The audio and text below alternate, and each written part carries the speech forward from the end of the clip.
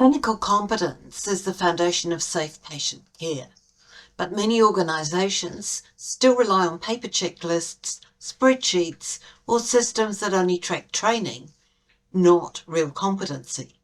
In this video, I'll show you what modern clinical competency assessment looks like, how to stay audit ready, and the workflow that clinical teams are moving toward in 2026.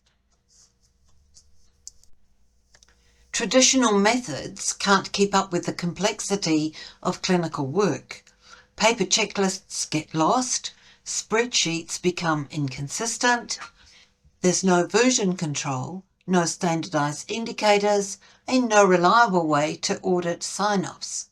Most importantly, these methods don't demonstrate competence, they only show that training happened.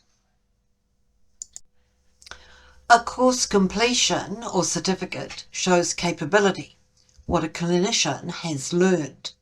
Competency is what they can demonstrate in practice, their application, judgement and reliability. Accrediting bodies now expect evidence of both capability and competency. A clinical competency combines knowledge, skills, behaviour, judgement and consistency.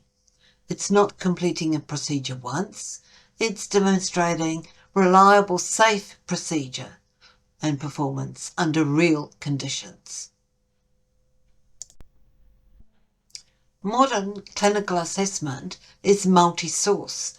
It includes observed performance, targeted knowledge testing, peer or educator input, and consistent documentation. So competency is no longer a single tick, it's validated evidence from multiple angles. Knowledge testing is a critical part of competency assessment. Used properly, it validates understanding before clinicians perform procedures. Centranum's integrated knowledge tests link questions directly to competencies, ensuring assessment isn't based on generic modules, but on the actual requirements of the role. Competency in clinical environments often requires more than one assessor. Modern systems support self-assessment, preceptor evaluation, educator review, and final manager sign-off with full traceability. This improves reliability and removes bottlenecks in busy clinical teams. Auditors increasingly expect detailed, transparent evidence, version-controlled competencies, clear records of who assessed and when, notes and supporting documentation, corrective actions, and a full timeline of progress. This level of accountability is impossible with paper or spreadsheets. Modern competency systems provide real-time dashboards that show clinical leaders who is overdue, who is at risk, which units need support, and where the capability gaps exist. It turns competency into a proactive safety tool, not just compliance tracking. Clinical ladders work best when competency evidence sits alongside capability data and documented performance.